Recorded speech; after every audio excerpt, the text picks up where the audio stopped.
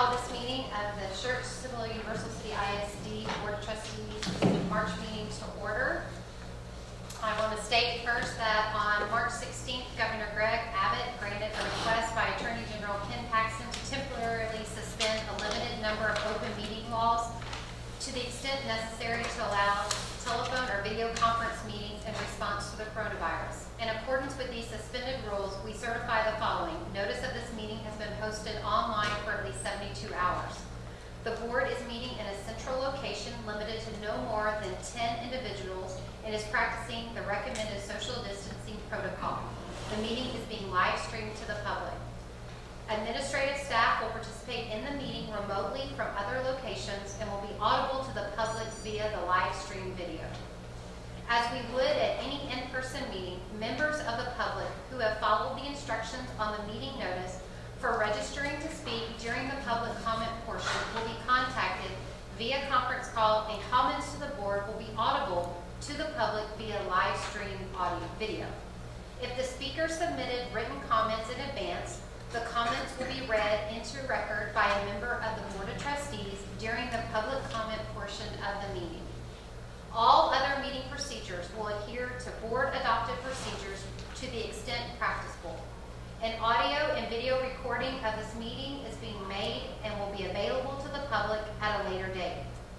Administrative staff will participate in the meeting remotely from other locations and will be audible to the public via live stream video. Priscilla usually does our roll call, but we, all board members, are present. We're going to start with our Pledge of Allegiance. If you can. I pledge allegiance to the flag of the United States of America and to the republic for which it stands, one nation, under God, indivisible, with liberty and justice for all. Honor the Texas flag. I pledge allegiance to thee, Texas, one state under God, one and indivisible.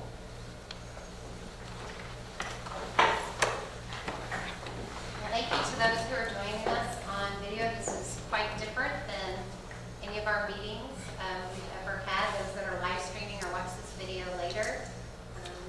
We just want to hope that you can see that we are still carrying on business as usual in the district. And we will take care of some things. We have action items later on. And we just appreciate the community support during this time as we are all traveling this new frontier are all together, and so we just appreciate all the parent support that we've received, our staff support we received, just from everyone. The community support, the city's working together with us has been great, and so we just thank you all. We're going to start with our Vice President's recitation of the district mission, vision, values, and priorities. Thank you, Madam President. Our motto, SCUC, a district with passion and purpose.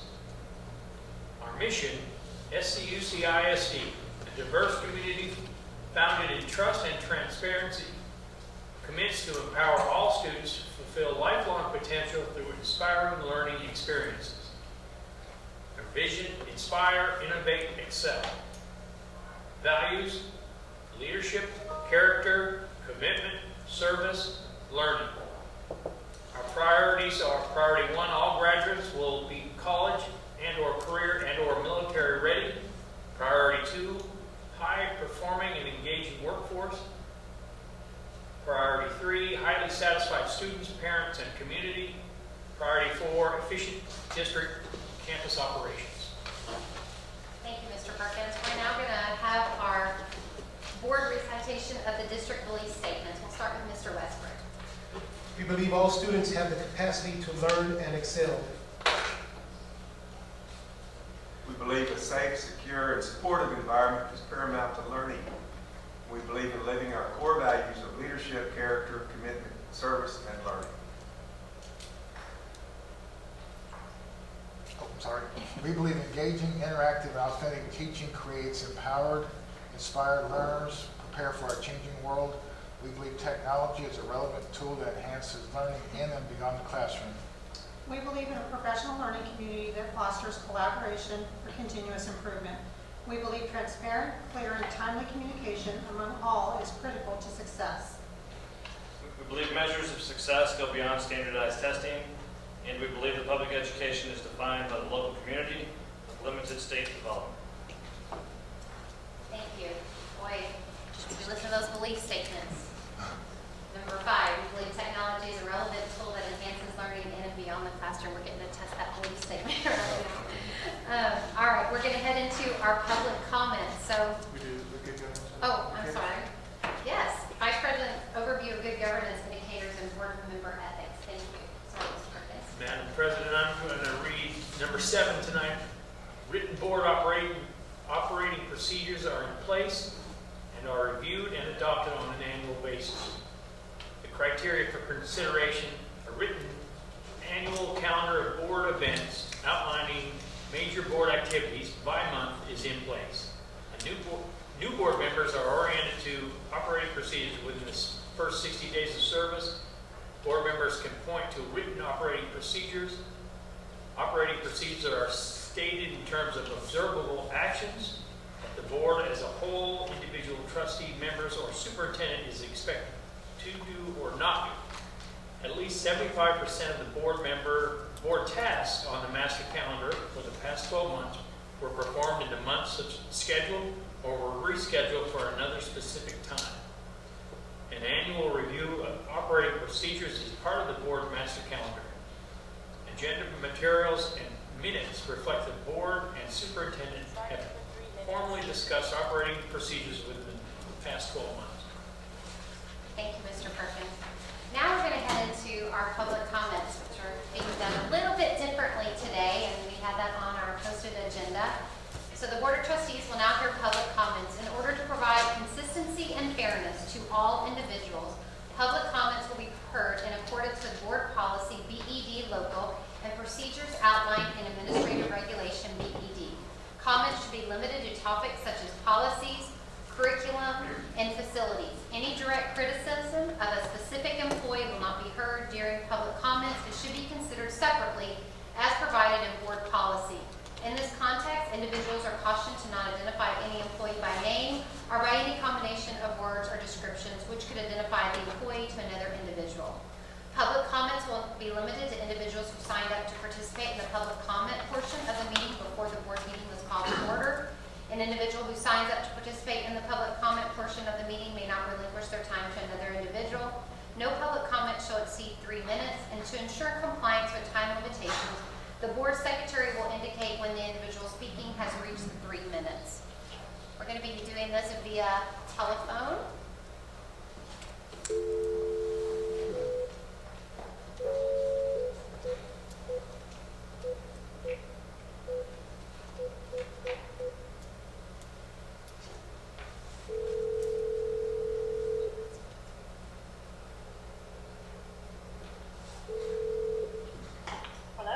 Is this Sarah? This is? Hi, Sarah Langston. This is Amy Dreisbeck, SCUC Board President. We're doing public comments at this time, and so we're going to allow our public comments at this time from you. Just know that we have a 3-minute limit, and so it is being broadcast. Thank you, Sarah. Okay, so my public comment is that SCUCISD has numerous resources in terms of personal protective equipment in the school nurse's office, in the biology departments, and the chemistry departments, and based on community shortages, those should be donated ASAP. That should be red tape removed, equipment going out to our community members who are nurses, doctors, CNAs in the medical field who are fighting coronavirus. We have supplies already lined up, nurses are aware, teachers are aware, and the board just needs to approve that so that those supplies can go out. That is my public comment. Well, thank you, Sarah. We appreciate that. Thank you for your public comment. Thank you.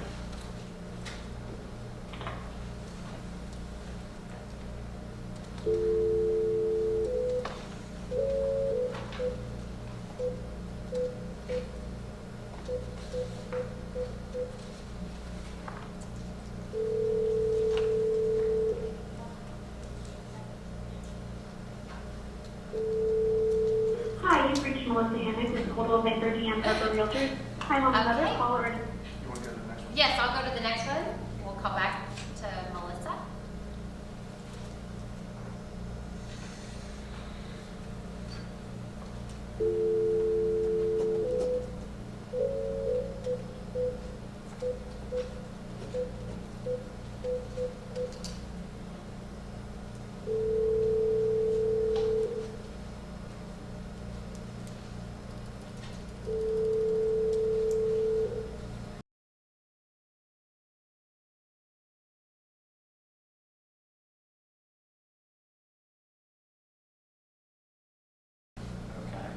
All right, and I think we have one more.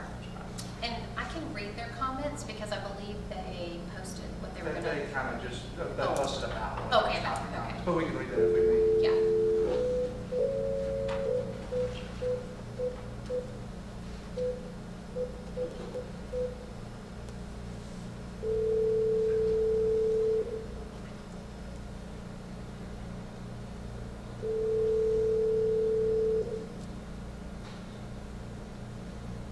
Hello?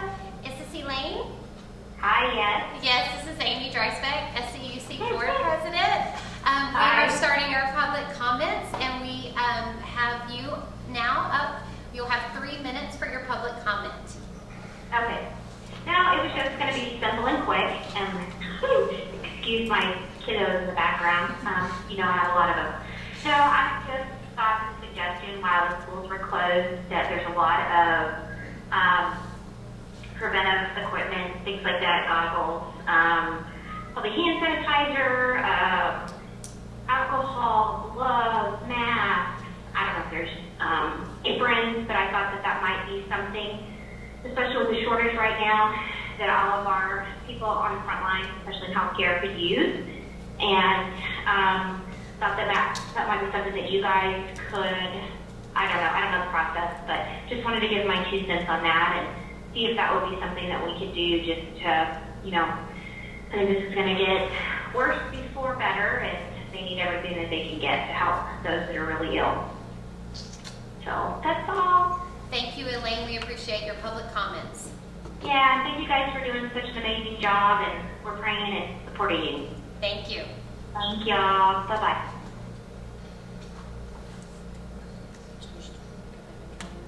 Just try it. Yeah, let's try. I think You so wanna try it too. again? Yes. Is that okay? We're going to try this again, just to make sure.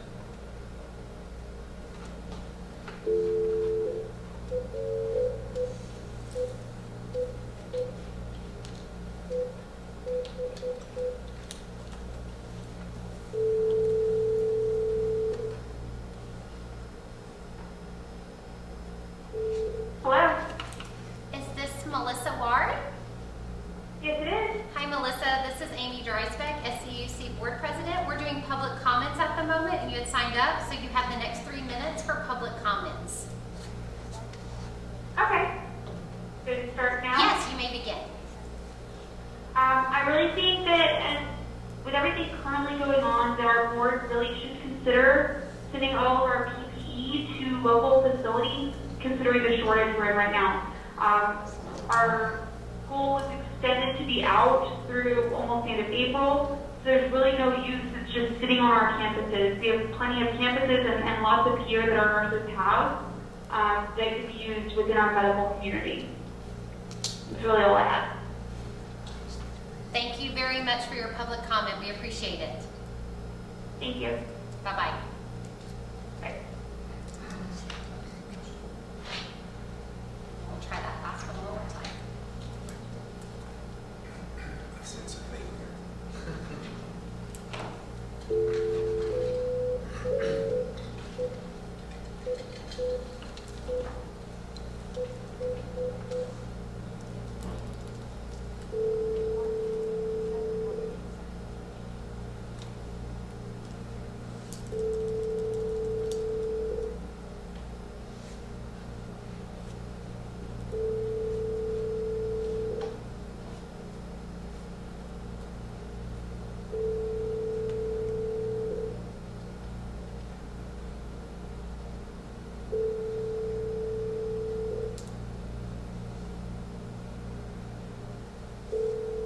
One. Thank you so much for your help. Thank you, Steve.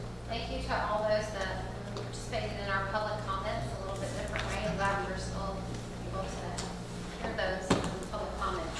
Now we're going to move on to our superintendent's update.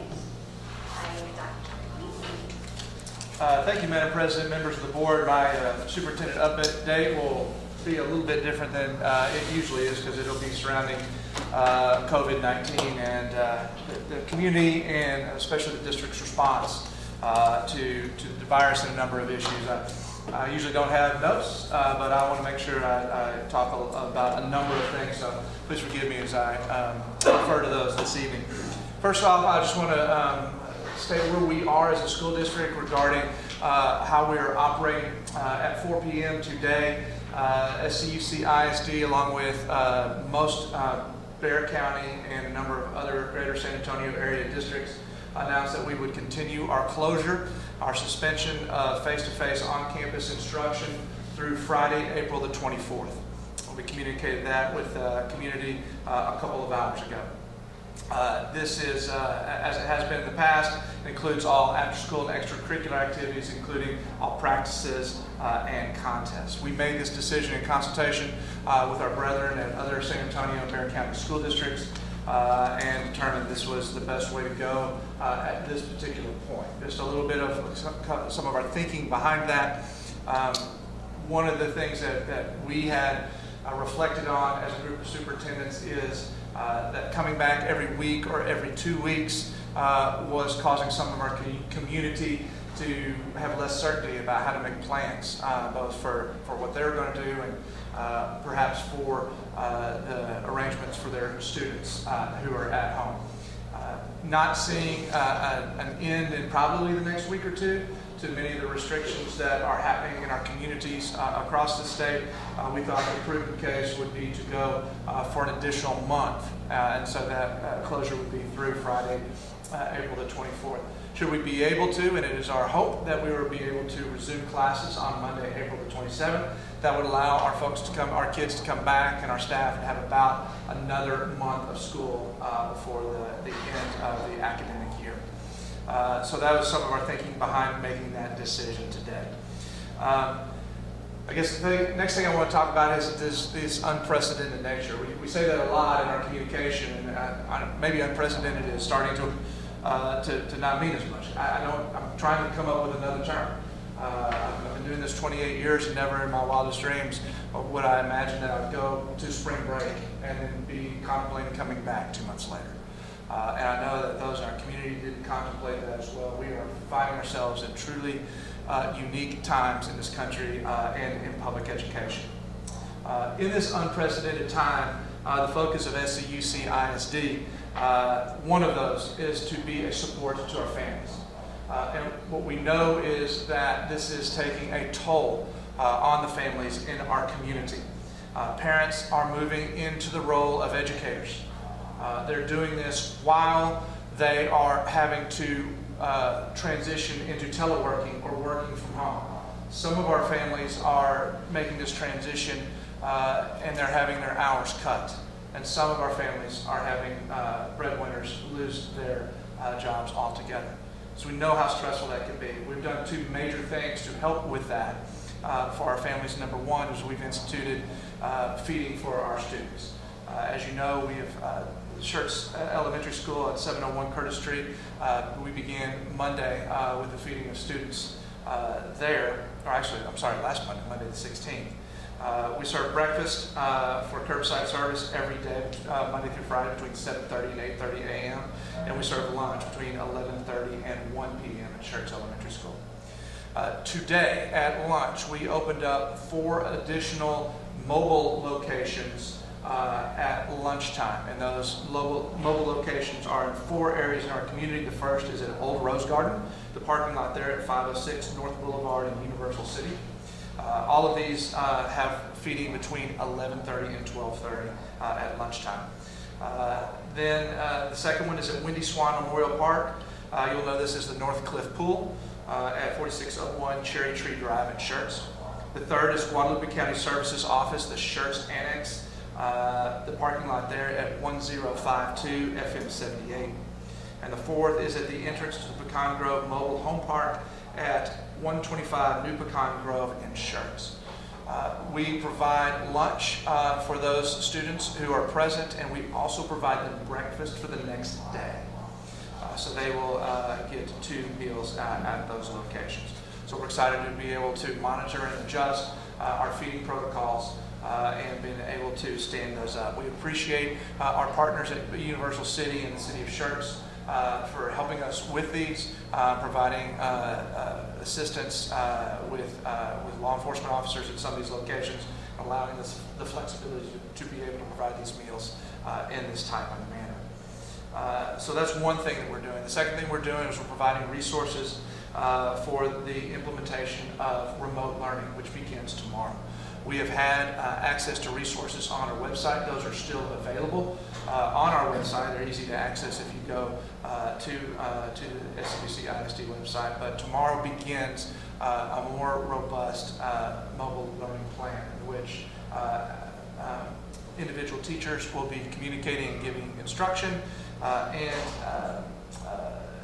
and resources and activities to our students, both in a high-tech environment through electronic means, and then in a more low-tech environment through the distribution and retrieval of packets of information at our schools. Before we get too much into that, I would like to commend a number of people in this district for their work to make this happen. For the Student and Academic Services team who came together even while we were on spring break to put just the broad strokes of a plan together.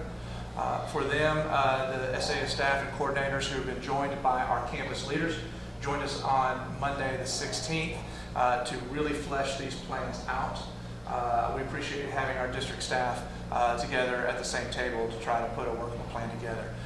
We moved that to the campuses on Wednesday the 18th. The instructional leadership teams at campuses came together with campus principals to further refine the plan and make preparations for teachers to join us to put those together. Can we take a brief audio break? All right. So I was talking a little bit about our remote learning plan, which begins tomorrow. I was talking about the great work of our student and academic services directors and coordinators, our campus leaders, our instructional leadership teams, and then our teachers who came and joined us last Wednesday to put the final touches on these plans. They had to, in a number of cases, do lots of things, like get just-in-time instruction on some of our resources that we're using for video and electronic means, and put together packets of information and things of that nature, and really plan out and take our pacing guides and determine the essential instruction and items to be able to focus on in this remote learning environment. I really would like to talk about our technology department and their leader, Dr. Carla Burkholder. The technology department has shouldered a tremendous amount of the load in transitioning into the mobile learning environment. Not only did they have to set up the means to deliver and determine which resources we would use, so we didn't use a myriad of different resources for our students, and keep that number manageable for our families. They had to figure that out. They had to set up trainings and just-in-time instruction for our staff to be able to learn how to use those resources, those who don't use them on a daily basis. Not only that, they had to provide the infrastructure and the devices for many in our community to be able to access some of this remote instruction. They surveyed, they gathered, they organized, and they've begun deployment of over 1,400 SCUC district instructional technology devices to be able to support this learning. That's going on right now as we speak. And they're setting up a help desk for parent and student technology questions. Not only that, but they had to figure out how to do this meeting and maintain our ability to stream and have public participation, and actually have participation in the manner that we did, so that we can keep our transparency and citizen participation even in a virtual environment.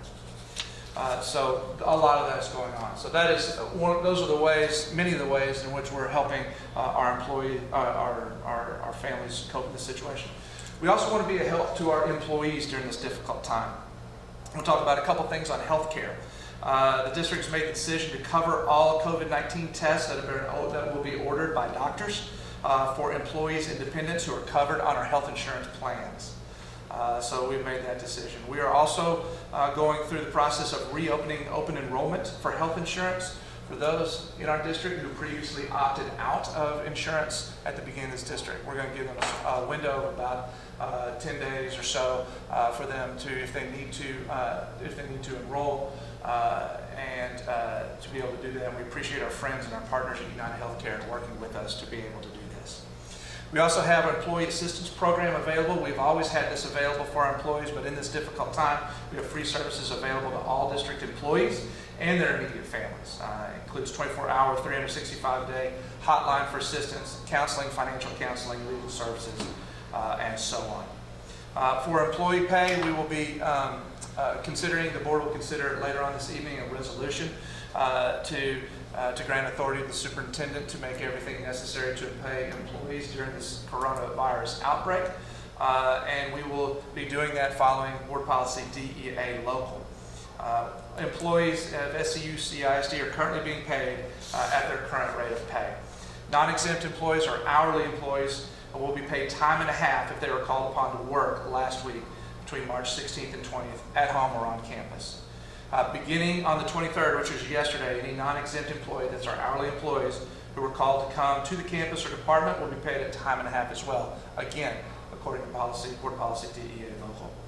And beginning yesterday, Monday the 23rd, all other non-exempt employees who stay at work, who are not called into the office to work, but stay at home, will be paid their current rate of pay. Employee leave, we're just getting guidance for the new Emergency Family Medical Leave Expansion Act, and that will be implemented on April the 2nd through December 31st of 2020.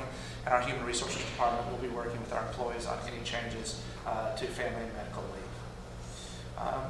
Want to talk with the community and the board about some of the next things that we'll be going through as a system and decisions that will become.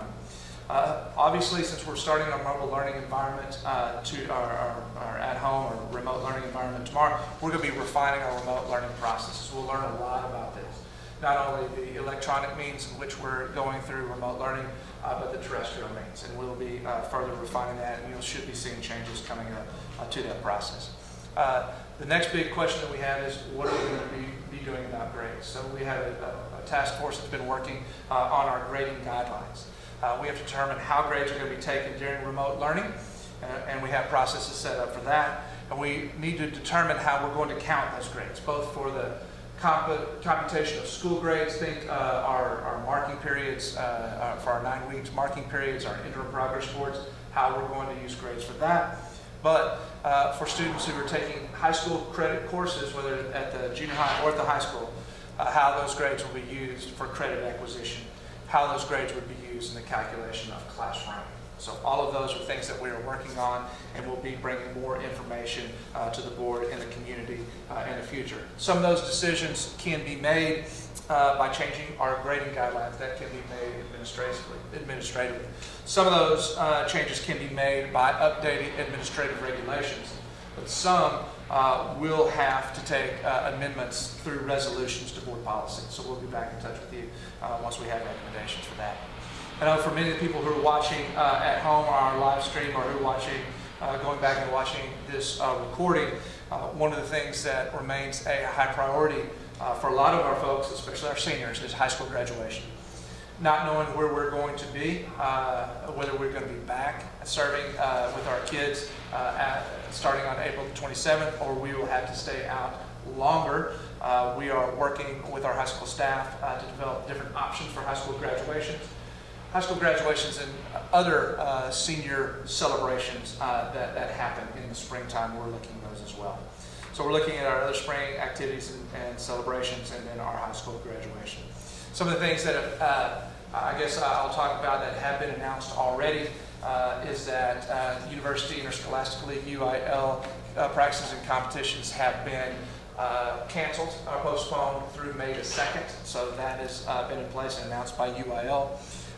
And the governor earlier this month, I believe it was March 13th or March 16th, announced that the STAR test and end of course assessments would be ceased moving forward for the remainder of this school year.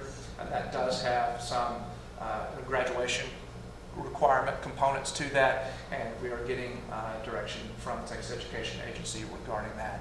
But any senior who needs to graduate and still has not passed one or more end of course exams will be going through an individual graduation committee, and will be determined locally what those graduation requirements will be, absent having to take an end of course test for graduation. So that's a little bit of what we're doing. We're hitting a number of areas, both for our families and our students and our employees. I'd love to answer any questions that you have on this at this time. I don't really have any questions, but I do want to commend all those folks who have been involved in this process with your leadership, Dr. Egan. This teaching staff have been remarkable in getting their things together. I really appreciate those folks who came in during the spring break and were able to get things going. I particularly want to thank our food service workers who came in during spring break and started setting up for feeding our students. And I think this is certainly a learning process, and I hope someone's keeping copious notes, because this will happen again at some point in the future, unfortunately. But I do want to thank everyone who's been involved in this process. And that's, you can't say enough about that, and really the support that our community has given this school district and our staff. And I see things all the time from friends of mine who have kids in school and who, jokingly say they're going to expel their children from homeschooling and things like that, because, they're learning out what a teacher has to do on a daily basis. But, it's kind of funny to read their comments. But, I think, again, just thanks for the work that everybody's doing. Appreciate that.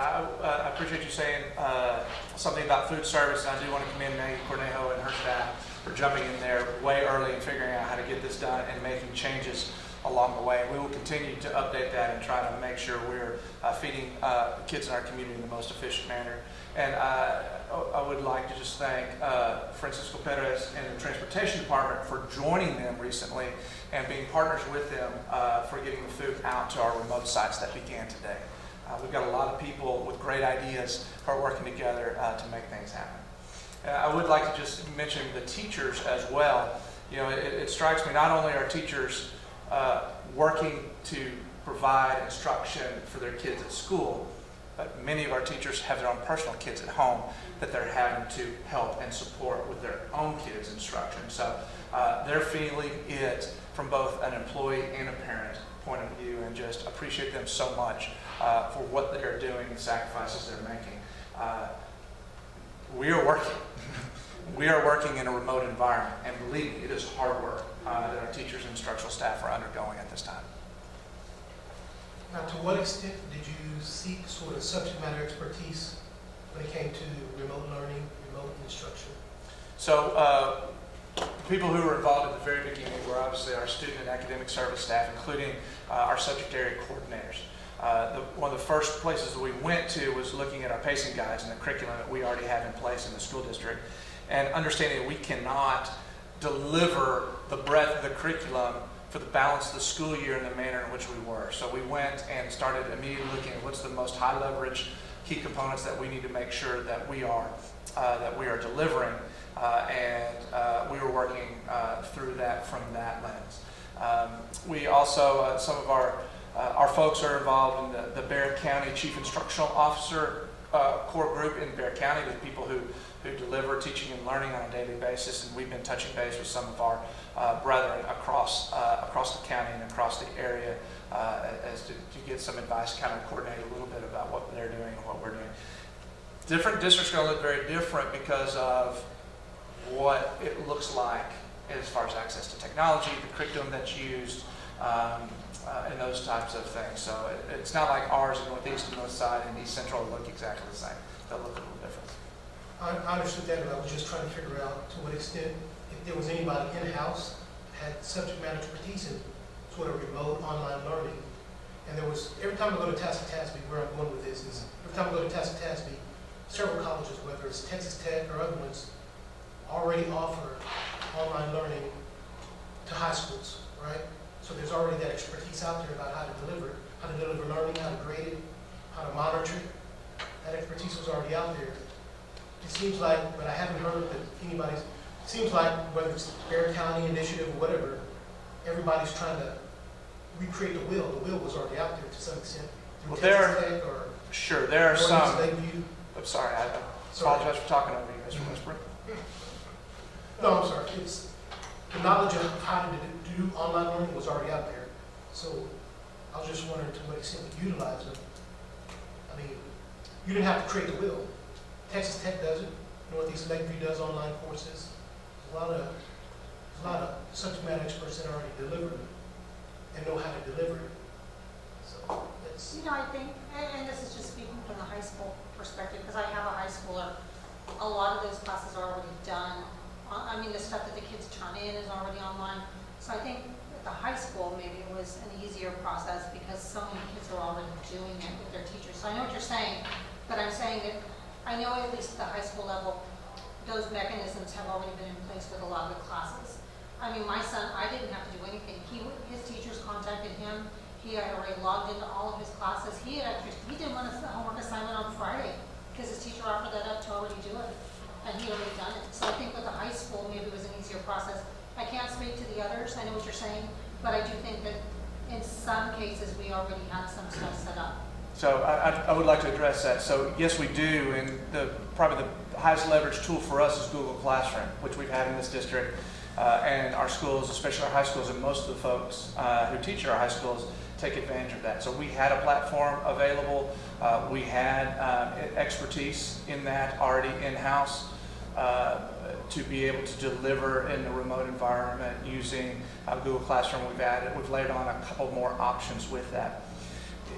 Teaching in an online environment, a remote environment for a college student and a K-12 student is fundamentally different.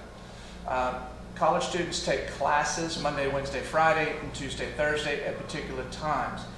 Most of the colleges go through remote learning in a synchronous format, meaning they get on all at the same time together at 8 o'clock and their 8 a.m. Monday, Wednesday, Friday class, and they do it in a synchronous format. Early on, we had the discussion in-house whether we were going to a synchronous or an asynchronous format.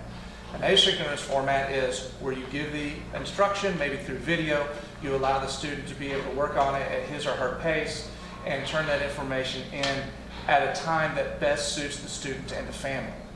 And so working through an asynchronous format, it allows the maximum amount of flexibility for that student. And we also had an eye for the families with multiple students that had to share devices, that had a high school student who has 6 classes, a middle school student who has 7 classes, an elementary student who has 3 or 4, and they've got to figure out how to get all that done. So the synchronous wouldn't work in this particular format for K-12 instruction and for us in this particular situation. So those were all things that we thought about. We leveraged resources that we had available. The online environment that most colleges find themselves in doesn't really work. Was our determination when we began this. So how do you start? In the fire service, whenever there's an emergency, we sort of say, how do you start? When you start, you need to start worrying about how you're going to finish, right? And so transition to whether it's April 27th or the rest of the school year, or how you sort of see risk and opportunities for online learning in the future, right? So now, almost every school district will learn how to do online learning. So can you utilize that sort of same knowledge base to then sort of create more classroom space and sort of create that same framework next year? Let's just say next year they wanted to do it for English classes, all English and math classes. Well, that would essentially create some more space on a campus, right? Because now these people are taking classes at home versus actually on campus, which would create some more campus space, which creates sort of reducing sort of class sizes, which sort of does a whole lot of other opportunities is what I'm saying. So I know that's not always on the board or superintendent's radar, but if this is going to be forced on us, we might as well take advantage of it in a year from now, instead of always having a brick and mortar sort of perspective on learning. Sure. If you allow me to give a personal anecdote on this, having 4 kids between the age of 19 and 24 who've been recently in high school and recently or currently in college, the opportunity to ask one over the break as we were reflecting on learning in a mobile environment. When kids go to community college, when they go to public universities, they oftentimes have online classes. And I asked my daughter, said, would it have helped you as a college student, as a freshman at Texas A&M, would it have helped you to have had at least one course in an online environment so you could learn how to do that while you're still in high school? She said yes. That is an N of 1. That is one Ely who said that. So we can't extrapolate that to the entire population. But it just caused me to think. I don't believe in my heart of hearts that the best education for students generally is one, in a K-12 environment, is one in an online environment. I really don't. There's a reason why 90% of school-age kids in Texas go to a traditional public school with face-to-face instruction. And the other 10% are between homeschool and private school and charter schools and virtual schools. Because for a vast majority of our students, the best type of instruction is around a table in the presence of a teacher, shoulder to shoulder with other students working through problems. The ability of a teacher to look at a student and be able to see that student and know whether he or she is getting it in a face-to-face environment is much easier to do than it is in an online environment. To really, how do we know if they're getting it or not? The ability to do quick checks for understanding in a face-to-face environment is much easier, I think much more effective. It doesn't mean we can't find ways to blend instruction, and that may be, as we look philosophically moving into the future, perhaps we can find additional ways to blend instruction. But to totally replace it with online instruction, I don't believe is in the best interest of the majority of our students. I agree. It's probably something for later on down the road, but definitely not now. But in project management, in emergency management, in anything, how you start is you start planning on how you end, right? So you asked a question about how do we end. That's one of the things I visited about, is we were having a lot of discussions about what grades mean and how are we going to use those. And I will just talk a little bit about grading. The grading that we're talking about right now is we are talking about truly monitoring the progress of students. What does a grade mean? It's how much and to what degree are students getting the information that we're trying to impart on them. And that's what we're using grading for. You know, for some of us in this room who have lived long enough and remember school before a STAR or a TAKS or a TOS test, or have taught in classrooms before the T-test evaluation, we remember what it was like when grades were about monitoring student progress. Over the past years, grades and testing and assessment have been changed somewhat to be used not necessarily to see how well our students are doing, but to grade schools and to grade districts. They've been used to grade teachers and appraise them as to how well they're doing. So, in a sense, part of me finds it refreshing that we're getting down to what is the essence of a grade mean for our students. It's really to monitor their progress. Now, transitioning back into how it works into our system when we go back to face-to-face instruction, we've got a lot of decisions on how we're going to count them, to what degree, how we would average those in. And so we will, again, as I said earlier, be spending some time talking about what that will look like for us moving forward. Yeah, I'm sure Mr. Pivotal wanted to say a lot more. It's hard to believe. We're going to have some time to reassess this down the road, hopefully sooner rather than later. But I do also want to say just congratulations on doing a phenomenal job at the outset. You're what, week 5 or 6 when this all started? I'd had 5 weeks of classroom instruction. Just to see the work of the staff. And obviously, this is uncharted territory. And I think some of us got to see the teacher parades today in the neighborhoods. I mean, just an absolutely phenomenal event. I think that was wonderful for the teachers to be applauded like I think they were, as well as see the kids out there and just seeing the community rally around all this. So just want to say thanks for that. Just some big picture questions I have. So we all have seen the president on the news and the governor and I guess the various mayors making their edicts on what's going to happen in those particular locales. When you say we're not going to open school back up until the 27th of April, I assume that was done in conjunction with all the other superintendents in the Bexar County area. But what criteria, or how did you guys come about that particular decision or that particular date? And what do you see as the factors lead up to that, and then where do we go from there? Okay, absolutely. I mentioned that a little bit earlier, but I can say that again. We came together knowing that the Bexar County schools had made a decision to close schools previously through Friday, April the 3rd, and come back to school on Monday, April the 6th. Well, with what the governor did with his executive orders on the 18th of this month, rendered that impossible because he ordered schools closed through was April 9th. A lot of dates in my head. I want to make sure I get them right. So we were obviously going to have to at least move it there. Before I get to that, I want to say something that's important for us to know too in the executive order that the governor that he came out with on the 18th. He mandated that school districts across the state of Texas instruct from a remote environment. So there were some districts who were considering waiting it out and just coming back and not doing any instruction in the meantime. Fortunately for us, we had a lot of people at work putting a remote instruction and remote learning plan in place. So that is a part of the executive order. So all 1,030 traditional public school districts and the 1,200 to 1,300 when you add the charters in have to be going through remote instruction, which means it's an essential service for this school district and other school districts. So that coming back, we had to move at least until April the 9th.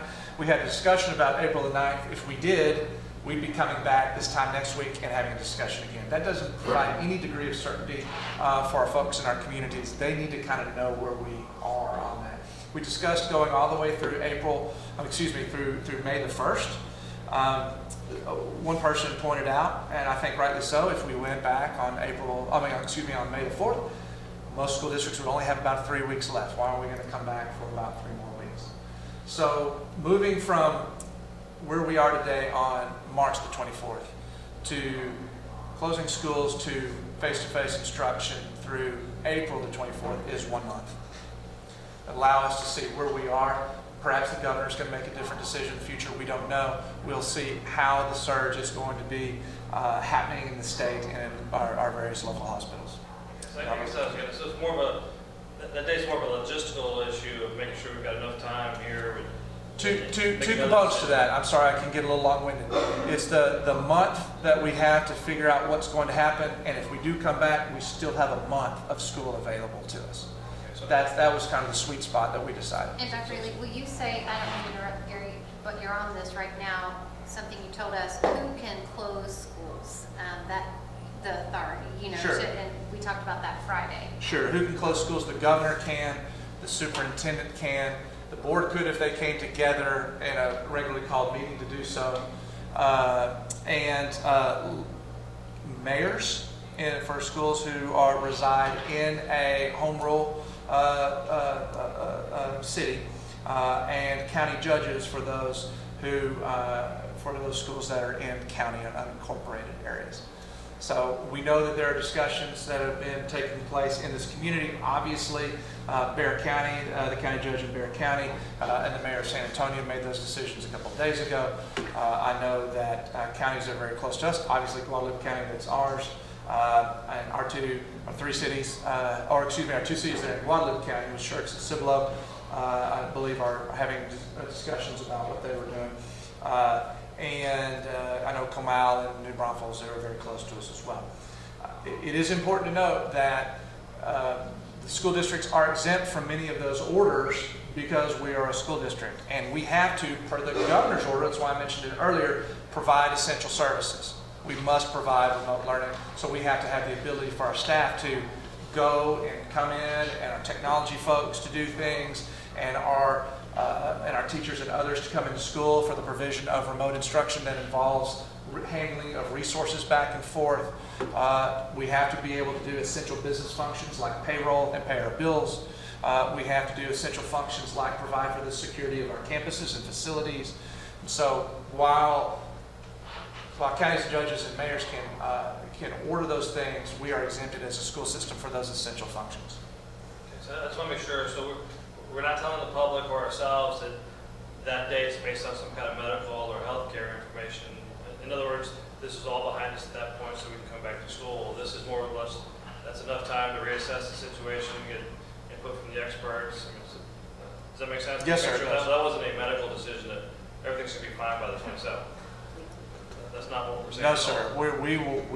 We are continuing to monitor the situation, get guidance from the Department of State Health Services, and from our Region 8 of DSHS here in Guadalupe County, TEA, CDC, all of San Antonio Metro Health, all of those folks are continuing to provide guidance, and we are doing our part for the community by closing and acting social distancing and encouraging folks who do not have to be up here to not be up here, and only those folks who are essential will be coming up and traveling around to do those things. I assume, I just have a few questions. I assume that discretionary decisions, in other words, decisions that are not made for us by the federal level or the state level or the local level, is that something that superintendents are all trying to get on the same page, that we're all uniform and it's not each district doing their own thing? Even though it may be a discretionary decision, everybody kind of going out there with. So Bexar County superintendents, of which we're a part of, SCUC lies in Bexar County, are meeting virtually 1 to 2 times a week, and our last meeting was 9 o'clock this morning. That's when we made that decision as a unit to extend the closure through April the 24th. And we all made a commitment to each other that we were announcing at 4 p.m. And I think most of us announced right at 4 p.m. I believe we did it about 4:02. So yes, sir, we are talking amongst each other in a remote environment to make these decisions. We also have the greater Region 20, which incorporates Bexar County and a number of other school districts, more outlying areas, including all the way to Eagle Pass. And we are participating right now, at least in 2 conference calls a week with those superintendents. And so with some of the other districts in more outlying areas, their reality is a little different than ours. Being a suburb of a major metropolitan area, we have a lot of our folks who travel into San Antonio and all across the greater San Antonio area. Our other brethren in Region 20 who are more rural or don't have that type of a situation with their communities, so they may make decisions that are different than those of us, the 19 districts that are wholly or partly in Bexar County. Just from a financial standpoint, just big picture, how does this affect our revenues and our expenses? So we've been assured by the commissioner that we will be made whole. Since we are moving into a remote instruction environment, both through the providing of resources that we began last week, those online instructional resources, and our more robust model that begins tomorrow, we are educating students. And because we are educating students in a remote environment, we are going to be able to count those days of instruction. And so we will get the minutes of instruction and the days of instruction, and we will not, it is as if we were doing it here from a state funding perspective, although we are not. So we've been assured that we will be made whole on that.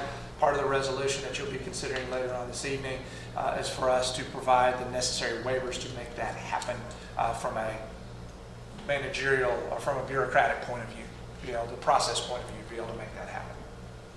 This last thing, are our fields and facilities supposed to be closed down? I don't know how closely we're monitoring that. I don't know, I've seen some chatter about that you had 100 kids over here playing football or playing basketball at our schools. I mean, are we monitor that on a campus by campus basis, or just leave it up to each individual to do what they want? No, I appreciate you bringing that up, Mr. Emmett. We are not allowing anything inside of our schools. We're not having open gyms. We're not opening weight rooms. Nobody's allowed to come into our schools, our school buildings, to do those types of recreational activities. All of the guidance that we have seen, and all of the orders, in fact, that I've seen, is they're allowing people to be outside and to exercise as long as they're not in large groups or violating social distance norms of, those 6 feet radiuses. As such, we have kept those facilities like Lindhoff Stadium here across the street has been open to the public for people to come and run up and down the football field and to use our track. We are monitoring that. If we start seeing lots of people gathering and congregating in close quarters, we can make a different decision in the future, but right now we're keeping that open. Those schools that leave their pavilions open for folks to use that, we're leaving those open, but we are monitoring those in the future because the guidance has been folks should be encouraged to work out outside as long as they're not violating that. So back to the first question, the big picture here is school is not closed down, we're not stopping education, we're moving forward, we're educating kids, it just happens to look different than it normally does. Yes, sir. That's the big picture, because I think some folks think out there that we're artificially closing schools, which is hurting the economy, and then now they're mad about that, and because we drive kind of what happens around here to some extent, and the fact is, no, it just looks different than it normally does, and we're still educating kids, teachers are doing their work, the district is still producing education. We are educating kids in a remote environment. It looks vastly different, but I will guarantee you our instructional staff are working mightily to make that happen. Thanks. Thank you, sir. No, I wanted to piggyback off what Mr. Emmons said. I do know that multiple schools had driving parades with teachers, and on one side it's so exciting, it's also heartbreaking to see how they all want to come back to school too. So I appreciate that. Hats off to our campus leaders and our teachers who are coming up with great ideas that whether it's virtual spirit days or whether it's videos and interacting with our kiddos and our families in that manner, or the things that we've seen driving up and down the streets. Our folks are doing what it takes for not only our kids' learning, but their social emotional health as well. I just commend them for their ability to do that and thank them for their leadership. I also want to thank the 7 of y'all for your leadership and your trust in our administration, our campus leaders, and our teachers to do what we need to do for kids and your support during this time. It means so much to all of us, our administrative team. Just one quick takeaway forward. I know the city of San Antonio, whenever you enter a city building, there's somebody there to take your temperature, just as a precaution. I don't know if you've ever considered it. I mean, obviously it hasn't happened to us, but obviously we did catch several people that wound up being sick in the city of San Antonio. Several individuals in the fire department, they did not have COVID, did not have it, but they did wind up being sick. Some other type of flu, some low-level sickness, but. So our buildings are not open to the public. So we do have our own folks. I'm sorry. oh no, the feedback we're here Okay, sorry. listening to it in the other room. Our buildings are not open to the public, and so we do have some folks who are coming in to work in different areas, and we have ways to identify those areas and get those cleaned after that they're in there. To answer your question, have we thought about having somebody there? No, we've not required anybody to be there to take people's temperature. We've not considered that at this time. Thank you, Dr. Ely, for such a great, thorough overview. No, it was wonderful. It's what people want to hear. And I do know that those who are listening, the audio is not great right now. I keep getting, we have a couple people listening to it, so they're filling us in. I want to apologize for that, but we do have multiple mics, and when it's going to be posted, it's going to be a clean audio. So you can go back and watch that with a clean audio. So again, the tech department has been working in overdrive, and we appreciate them doing this and giving this, but when they post it, which will be a link online, it'll be a clean audio that you guys can listen to. Okay, on to new business, because we still have business to take care of in this district. So our first one is discussion of the board meeting calendar for the school year 2020-2021, presented by Dr. Ely and myself. We're on page 12 and 13 of our packet. So, would you like? Sure, well, I could just, yeah, we are, we already have received this, which is the board calendar and meeting dates for the next calendar year for 2020-2021. This goes along with us meeting on our regular board meeting, the third Tuesday of each month. Also, we have set aside called board meetings for budget adoptions, our superintendent evaluations, our formative evaluations, and summative. We all know this, reserve sometimes that first Tuesday for a workshop if we need it, so those are marked out. Obviously, we adjust some when we have those district holidays, and we kind of move sometimes in July just because of that month. We also have on here the yearly TASB convention and the summer SLI and things like that, and then when our convocation is, which is August the 11th. So if any questions about this board calendar? Just point out to the public that our board meetings will continue to be on the third Tuesday of the month, with the exception of 2 months, March of 2021. We would move that to the fourth Tuesday, Tuesday the 23rd, and in July of 2021, we moved it to the fourth Tuesday as well, Tuesday the 27th, and this will be available online. And that March one kind of goes along with like what we're doing right now due to spring break. So, any discussion? We're all good? Okay. Next one is our discussion of procurement of goods and services presented by Mr. Pruski remotely somewhere. Okay. And We'll see how this works. Mr. Pruski, are you ready?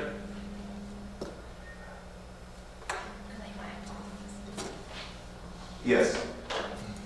Great. okay.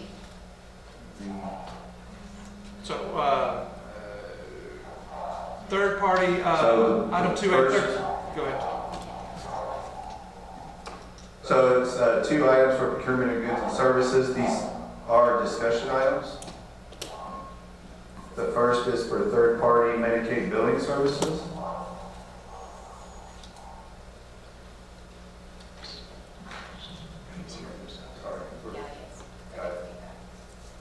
And the other is voluntary benefits presented as well. So, sorry.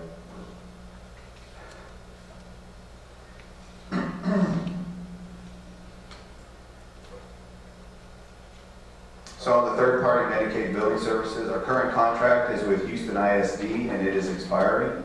This solicitation will provide a school health and related services, SHARS, third-party billing to access eligible reimbursements for services being provided.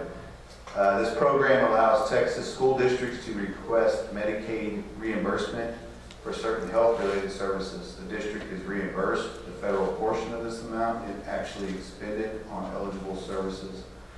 The contract has resulted in a net gain of just over $1 million annually back to SCUC.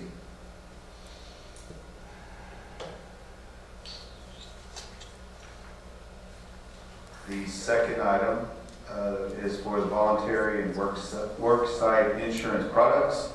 The purpose of this solicitation is to provide district employees with options for voluntary insurance and workplace products such as dental, vision, cancer, accident, and other supplemental insurance items.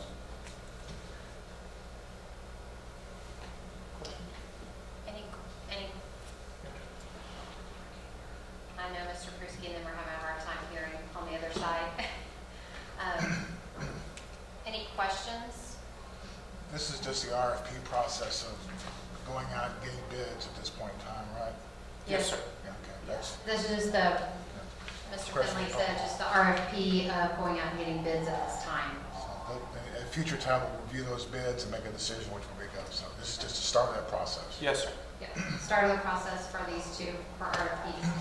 Any other questions? Okay, thank you, Mr. Pruski.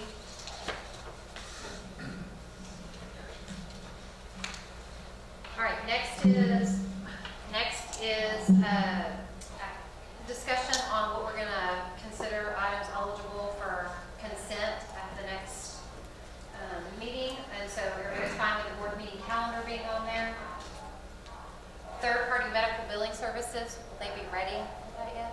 I don't know if we're going to be ready in April. Do you remember if it's April or May? Mr. Pruski, do you know? It's right here. Okay. May for projected board action for third-party Medicaid in May or June for the insurance. Okay, so the only thing on next month's is our board meeting calendar. Sounds good. Okay, we're good. Next, let's go to action items.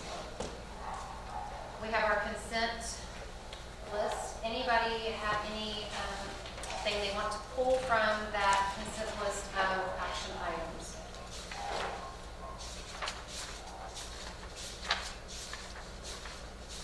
President, I move that we approve the consent agenda items, which would be B1A through H. I second. We have a motion and a second. Any discussion? All right, all those in favor, raise your right hand. All those opposed, motion passes 7-0.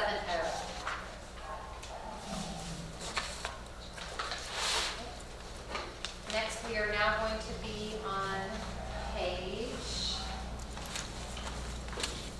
just give me a second.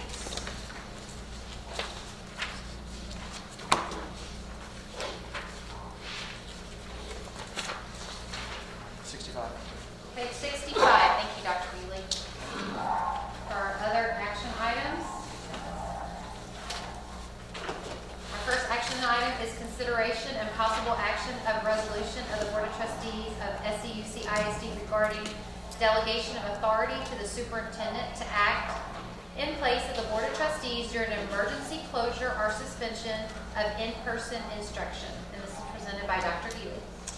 Thank you, Madam President, members of the board. What you have before you is something I referred to earlier during the superintendent update. It's a resolution to grant authority, some board authority to the superintendent only during the period of this COVID-19 outbreak to do several things that would normally require the board coming together and acting.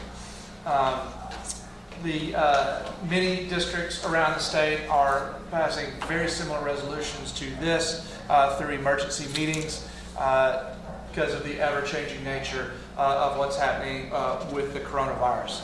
If you go to page 2 of 3, which I guess in our board packet would be,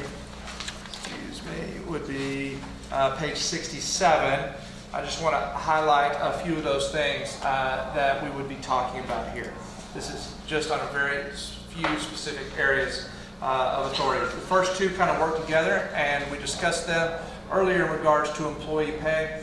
We already have that board policy enumerated for us in DEA local. It determines how the board will move forward and pay in an emergency situation called by the president, governor, or local official, which we have one right now. And I talked a little bit about that earlier, so I won't repeat it at this point, but we have two options here. One is you guys can grant a resolution to pay people in accordance with DEA local, or you can delegate the authority to the superintendent, and that's what this resolution contemplates, delegating authority to me to put the strictures of DEA local into place. And that's basically 1 and 2, what you're seeing right there. How we would compensate people during the suspension of in-person instruction, and then 2, talking about premium payments to certain employees that includes our hourly staff who come to work during this outbreak during regular business hours, actually showing up to a district or a campus facility. Again, that was decided for us by those who came before us through policy DEA local. Okay. Going down to item 3 would allow us to alter the current school year calendar by changing or adding school instructional days or hours or school or work days based on any changes that we need to make as a result of this. At this point, we don't anticipate them making these changes, but we don't know what DEA will ultimately decide. Okay. Moving on to number 4 is authority to act in place of the board under DEC local regarding employee leave guidelines for absences, leave time, leave days, and compensation. In a couple of instances for our employees who will be quarantined as a result of COVID-19 or who test positive and have the appropriate medical documentation. That's for them or an immediate family member. Again, following what it would say in the EC, like that. Moving to page 68, authority to seek any necessary waivers from TEA without board action for missed instructional days or low attendance waivers. 7, to declare a catastrophe and have a temporary suspension of some of the Texas Public Information Act strictures. If we're not operating, if most of our staff is not coming to work, we would fall behind in deadlines of that, so that would temporarily suspend that, which we would pick back up when we move back into a normal working environment.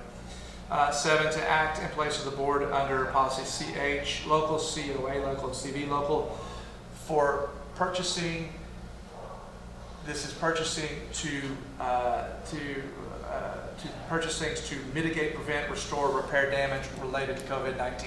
Not to purchase anything else, but anything that we would need to move on an expedited manner in this particular COVID-19 situation. And then A is more of a catch-all for any other waivers or immediate actions that would be necessary. So this would run from March the 16th, the first day that we moved into suspension of normal operation, through the end of the current 1920 school year.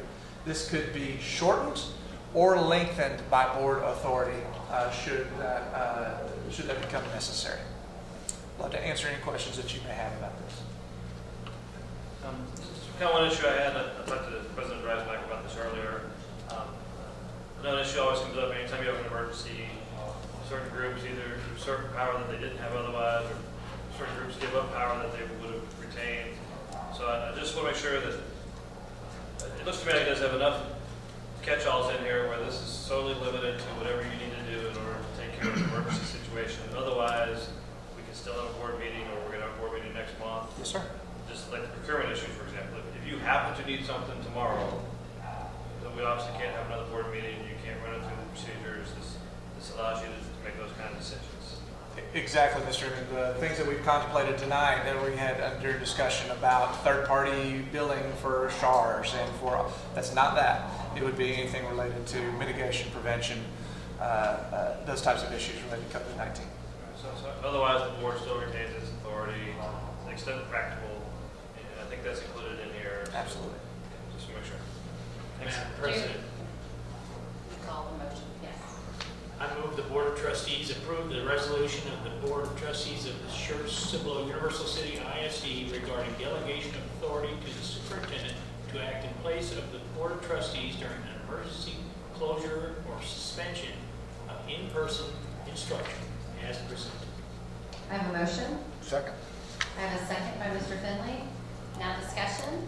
Any discussion? And to go back to Gary's point, one of the whereases in here actually states the board continues to provide controls and oversight for district expenditures and authority granted to the superintendent. Herein, they're requiring that the superintendent report to the board all actions taken under this granted authority. So we will still maintain our oversight. We're just giving the superintendent the ability to act in a more judicious manner to take care of the situation at hand. And there is an end deadline on here anyway, unless the board takes action. So we're not giving up our authority. We're just allowing the superintendent to take action in a more judicious manner. So, I think that's my take on it. Mr. Westbrook? Yep, I do have a, so when it comes to the PPE question that we heard earlier, during the public comments, this, for number 7, it says procure, negotiate, and execute. This has the safety and security of the students. Yes, sir. What's your understanding about, would this allow you to gift PPE to outside entity? Because it's not safety of students and staff, it would be the safety of the community. That's what you're talking about. We're actually getting guidance from Texas Association of School Boards about the possibility of being able to do this and what authority we have to do this, or what authority we would need to be granted by the board to be able to do that. And so one of the things we will be asking our attorneys is, should we want to move in that direction, then do we have the ability now? Do we have the ability through this resolution, or will we need additional authority to be able to do that? So those are the things that we are finding out. I don't know for that specific issue related to that recitation. Well, that's the only caveat that I would have. I'm in full support of it. However, I do know that, I know there's support for giving away PPE, but I do know just as a first responder, you never know what's gonna come up. So you give it away, next month later, you need it, and because all of the other emergency and first responders essentially have it, now we're on the back burner. So I would think there would sort of be a risk response, maybe even EPAC would sort of do a risk response register, risk response planning, what are the risks, pros and cons for doing so or not doing so. I think that's one of the things we would certainly do administratively is look at, based on when our projected time to come back is, and what potential needs we would have either for student or staff use. We still have staff working for us. We still have staff who are feeding kids every day and are going to be working with family members coming up to trade out documents. So this is something we'll look at. We've just had only very preliminary discussions about that, but it's one of the things that's working its way up to our decision-making matrix. Any other? I would want to be a good neighbor, but I wouldn't want to know beforehand the justification for doing so if this resolution does allow you to do it. From a philosophical point of view, our number one goal is to make sure that we provide for the staff, student, and families of SCUCISD, but we also are playing our part for the community in general. And so we would certainly, we understand we have a huge role in that. We're closing our campuses. We've made a decision long ago to close our campuses to help flatten the curve and stop the community spread of this virus. So we are part of this community and we look to help in any way that we can. And we will look and see what ways we can and how benefits or possible ways that could be detriment to the school district. Any more discussion on the resolution? I would have to say part of the consideration would have to be that we have these materials, PPEs, but we also have an educational responsibility to our students. We don't want to be in a situation where we can't provide the education we need to in their biology class or chemistry classes. And all of a sudden, we've given away so much that we can't provide that educational instruction because we don't have the materials. So we have to try to balance that out between the two of them and say, okay, what can we give up, and what do we need to keep to provide the education for our students? Because after all, that's our number one thing is provide education for our students. But at the same time, trying to find a happy medium, what can we do to support the community? And that's got to be in your discussion somewhere, I'm sure it is. It does, and quite frankly, Mr. Finley, at what point does the protection of first responders and healthcare personnel trump what potential education we might have in the future? Right, exactly. Those are all conversations that we have started having and will be having. I'm just putting it out there, but I'm sure it's got to be in your equation somewhere. Just as a first responder, there are processes, procedures in place to ensure that those guys are taken care of. So before we start giving away our stuff, not that I'm not in support of it, there should be some checks and balances. There should be some triggers by which they need it versus our needs. I'm on a phone call almost 2 or 3 times a week. We're rationing stuff, we're triaging stuff. And the district should be doing the same thing, triaging. I'm saying that's when I go into sort of say, planning ahead for risk responses. That's what y'all should be planning for. It shouldn't be like, well, you want to be a good neighbor. Everybody wants to be a good neighbor, but there's risk of being a good neighbor. Because at the end of the day, if it's the kids are the first, So you have to choose. I understand what you're saying, Mr. Westbrook, and I imagine it should the people who are checking on this, I would have to imagine have to be the Texas Department of State Health Services. And when they start asking local districts, or the governor does, or the commissioner does, then I think there's a more coordinated statewide response and call for additional materials. So absent that, we have not had that yet. So we're taking inventory of what we have and we're assessing the situation. Any more discussion on the resolution?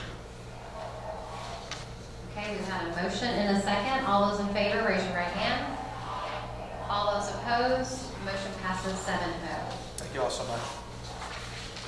All right, our next action item is request for board approval, annual allotment, antique certification form for 2020-2021 school year, presented by Dr. Edwards. And I'm using the mic because I hear it helps, is what I was told.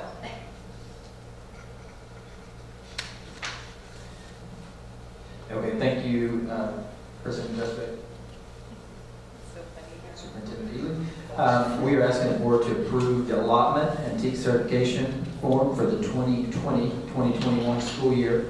This allotment and TEAC certification form must be presented annually before the local board of trustees or governing body.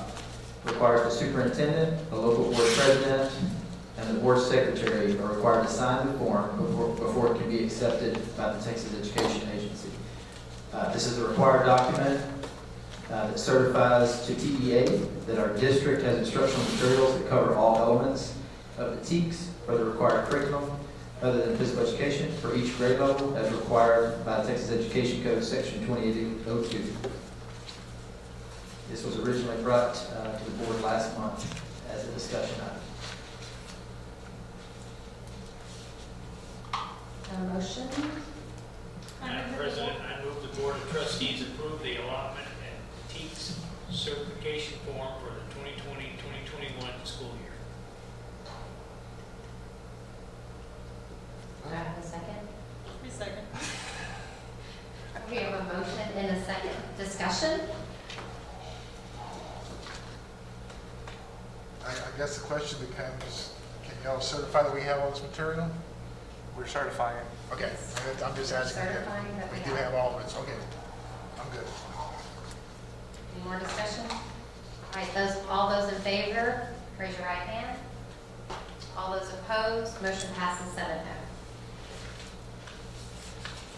Our next action item is a request for board approval, instructional materials under Proclamation 2020 and remaining items from Proclamation 2019, presented by Dr. Edwards.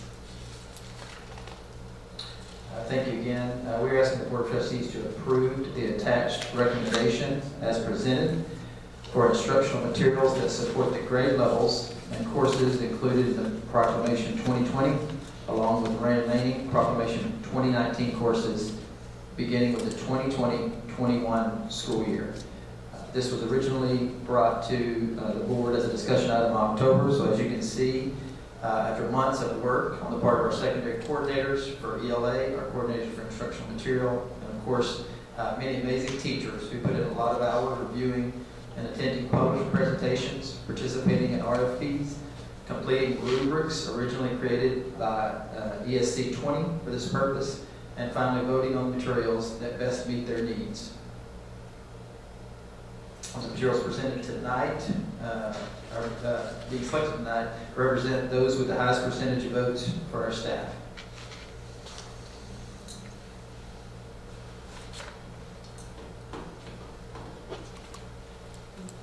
Motion? I move that the Board of Trustees approve the attached recommendations as presented for instructional materials that support the grade levels and courses included in Proclamation 2020, along with remaining Proclamation 2019 courses beginning in the 2020-2021 school year. Second. Mr. Finley, second. Okay, discussion? Yeah, I just have one question, and Okay. it's a simple one. So with us, I noticed that they adopted, or they're wanting to adopt the springboard, which is the college for the honors English. Yeah. Are we going to go back to calling it pre-AP because we're now adopting college core materials, or are we going to stay with calling them honors courses? Dr. Edwards, did you hear that? So Ms. Seeger's question was that we are adopting Springboard for our honors and college, and we have the College Board on there too, so our College Board and Springboard. So those are the same.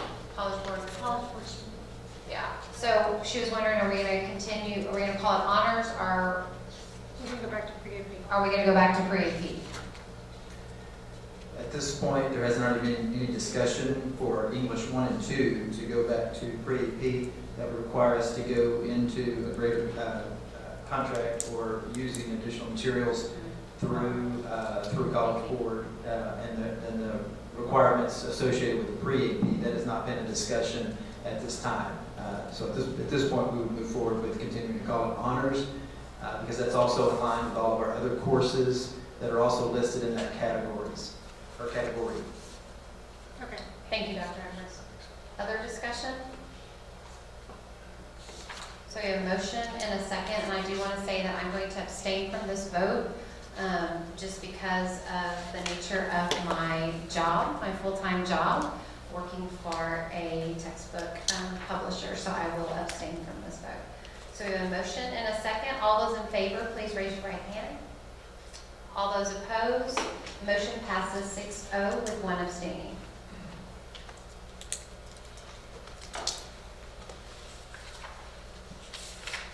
Next we have on our action item is a request for board approval RFP 20-023S solicitation for football supplies and equipment presented by Mr. Pruski. Yes, thank you. This action item is for the purchasing of football equipment and supplies for Clemens High School, Steele High School, Corbett Junior High, and Dobie Junior High. Some background information for this work that is being done, and we do every other year, is 11 vendors responded of the 34 that were invited to bid on the solicitation. All 11 vendors are recommended for award based on the evaluations performed and supplies or equipment from each vendor was determined to be best value for the district. If approved, the contract will be effective the next business day. Estimated cost is $69,000. The contract term is 1 base year with 2 annual extensions by mutual agreement between the contractor and the district.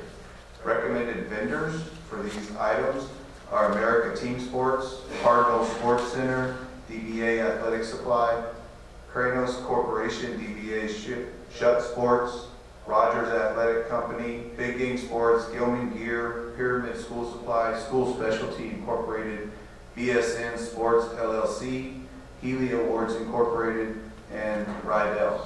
The bid tab is also included for your review.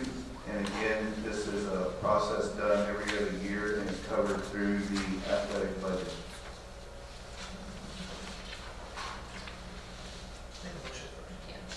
Motion. I move the Board of Trustees approve the proposal unit pricing for football supplies and equipment for the recommended suppliers listed as per solicitation 20-023S. Funds are available for the purchase under the general operating fund. Second. Mr. Finley, second. Second the motion. Discussion? I just have one question, Mr. Pruski. Have we used these vendors before? Which ones are new, is what I'm asking. Mr. Pruski, he asked, if you couldn't hear him, which ones are new? Which vendor? Vendors are new. Are any of them new? We are getting that information for you right now. I don't know that Mr. Pruski is going to know that off the top of his head. He will probably have to get that from Mr. Linhoff or from Matt. So that may take just a little bit of time since they are loading in through Zoom.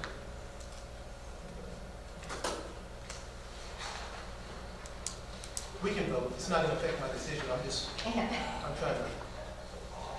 But thank you, Mr. Pruski. Okay, Give me the background. we do have some information on that question. All right.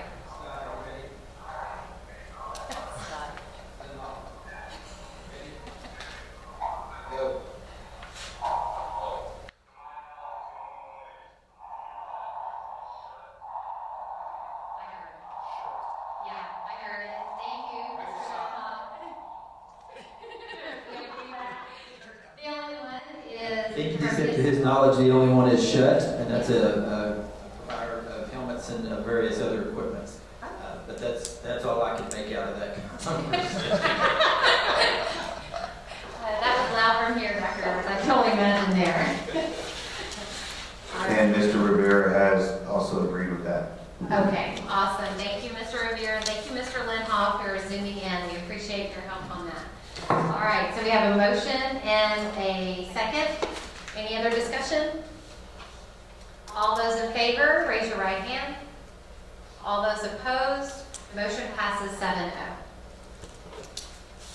All right. Trustees will now adjourn into closed session pursuant to the following sections of the Texas Open Meetings Act, Texas Government Code Section 551074, authorization to deliver the appointment, employment, evaluation, reassignment, duties, discipline, or dismissal of a public officer or employee, or to hear a complaint or charge against an officer or employee. The time is 7:32. We are back in open session at 7:47. Our next agenda item is request for consideration and possible board action on our personal term contract recommendations for our 2020-2021 school year, presented by Ms. Cannon. Yes, the recommended list as provided in closed session are for employees being considered for a term contract. These will be funded from the 2021 general operating budget. We are on page 88 of our board book. Was that 87? No, we have no employment of contractual personnel right now at this time. That's correct. Good point. So page 88. Thank you. You're welcome. Motion? I move that the Board of Trustees approve this list as presented of term personnel for the 2020-2021 school year. I have a motion. Do I have a second? Second. Mr. Westbrook seconds. I have a motion and a second. Any discussion? All those in favor, raise your right hand. All those opposed, motion passes 7-0. All right, next is our board items for review and discussion, our board agenda planning calendar, which as of right now, we will all be at home. So there will not be anything occurring for the next month until our next board meeting, which is, I have to look, April the, okay, give me a second. I gotta look it, sorry. I don't have it written down. 21. April the 21st, which hopefully will be a few days before we go back and meet in person for school, and we will definitely be posting if we change how our meeting is going to be run at that time, if we're allowed to all gather together and like this at the next board meeting. All right, one more thing on our agenda is our overview of Senate Bill 944, our electronic communications relating to the public information law, presented by Ms. Cannon, who is handing out some papers for us at this time. She's going to give us an overview of this new Senate Bill 944. Thank you, Ms. Cannon.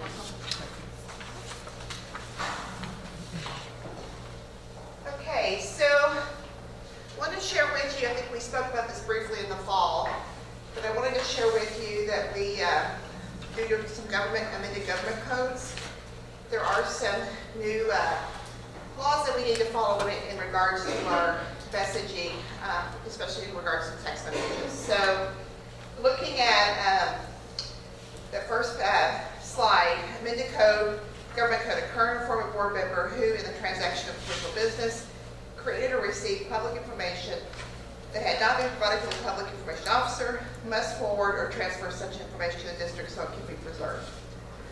Or you must preserve the information in its original form on the privately owned device in accordance with the district's records retention rules. So we do use what's called TSLAC as our retention codes, and anything that is in there gives us a determination on any public information, how long it has to be kept. If it's not listed in there, we're saying 1 year. So if you were to message something out that is considered public information, then you are required to say that. So going on to the next slide. So what that means for us then is our board members should be notified, which we're doing that now, not to destroy text or emails stored on your phone only if they do contain information related to official business of the district until the information is transferred to district files. So you can save that, but if you need to turn it over to us, it needs to be available. So for example, if you're getting texts from parents and students about their classwork, if you're getting any information about extracurricular activities, and between coworkers and district officials related to district business, then you are required to preserve those messages. Okay? So what does that mean? So there are some messages that are what we consider transitory or routine, and here's some examples of that you would not need to save, such as don't forget about the board workshop tonight at 6 o'clock. There's cake in the break room. I want to let you know that I forwarded a parent email to you. It's not going into specifics at all. How's your day going? Remember group photo is tonight. Which we canceled tonight. Yes, We scheduled a yes. group photo. Just Should have been. Still haven't had that group. I will be attending honors night this evening. Can you give me a call so I can visit with you about my schedule? Those types of things you don't need to save because they're not going into specifics about an issue or a situation. Here's some examples of text that you must save. I forwarded an email to you from Ms. Jones about her son's Johnny's disability, told her to reach out to the special ed director to review the plan for Johnny. So now you're kind of going into more detail about that situation, and so you would need to preserve something such as that. Give me a call about the workshop tonight. I have a question about the RFP for the athletic supplies and equipment bid recommended for award to ABC Services. You've mentioned ABC Services, therefore you would need to save that. I think we should go with the bid from ABC Services because even though they weren't the lowest bidder, they provided the most comprehensive services. So now you're talking about district business when you go into details such as that. So how do you save? Really the best recommendation you have for us is you can actually go into your settings on your phone and you can set it to save forever so it doesn't go away.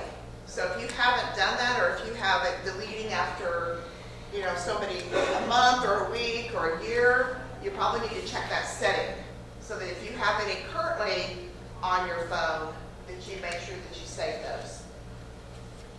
Okay, this has been in law all year, so we really do need to make sure that we're saving those text messages. Okay, if you choose to screenshot them and save them another way, you can actually save them in a Google Drive, cloud backup, or on your computer. They just have to be available if we were to ask for public information requests for those. Okay? So, here's our takeaways for this. If requested through the Open Meetings Records Act, they must be a board member's personal device that are on a personal device. You are subject to open records. This goes for employees as well, so we're already training our employees this way. Be mindful of what you text. Try to avoid discussing district business via text message. It's better just to say, hey, can you give me a call in a minute? It is up to the board member to retain any record on their personal device, and most notably text messages. It's recommended that we look at your board operating procedures to make sure that this is updated in there, and we will come back and kind of remind you of this every year that this law is in place. And then we've already taken the opportunity to train Team 1 because this applies to all of our employees as well. And we've asked our Team 1 members to go back and train their staff members in this as well because it applies to every staff member we have. So this is a modification of the training that we did for our staff, and so you talk about discussing district business. Now, as a board member, you would discuss district business outside of a regularly called meeting, but if you think about administrators and teachers, we discuss district business all the time, so we've got to make sure we're keeping that. But nevertheless, we must train you on this and make sure we understand your legal obligation to keep these texts should anything come up there. Even with, a constituent may hit you on your cell phone about something. Even if you don't engage in dialogue on that, you're going to need to keep that if they've made an overture to you about something that relates to district business. No, that answered my question about if a constituent or a citizen asks me something. Yes, Even sir. if I don't respond, I still have to save it. Yes, sir. Do I have an obligation to notify Linda Cannon or just an obligation to save this? You just have an obligation to say it. Does anyone know, because this question comes all the time, if you delete an email, can an AT&T or Sprint find that? A text, can they find it at some point? Does anybody know, technically speaking? I can find it. You know what I'm saying? Can you still pull it up somehow? Yes. Just like the emails never really Never disappear. go away. Yep. I don't know if text. I know I So it'll still be a safe somewhere, I guess is what I'm trying to say, that if you happen to accidentally delete something, you can somehow, some way still get it? So if we get an open records request for text messages, then how easy will it be to provide that? And call your carrier service provider to be able to get that. I don't know how long that arduous that must be. What you can get readily is who you've texted and called. So if you log into your account through your service provider, you can actually get, going back certain months, you can actually get who you've called out, who's called in, who you've texted out, who's texted in. But the content itself, I think, would take longer to get. We had kind of briefly discussed a while back that at least for some staff members, would it possibly be getting to the point where it's better off if we got you guys your own cell phones that are district provided, and that way it separates things out? As Mrs. Cannon said, we've all trained our staffs on this, and we are following the strictures of Senate Bill 944. I think we potentially identified perhaps one staff member that would be important for. Someone who deals in a lot of emergency situations and gets notified in a very quick manner. So other than that, I don't believe we've identified anybody for him that would be the most appropriate thing to do. Any other questions? Thank you, Ms. Cannon, for that presentation. All right, so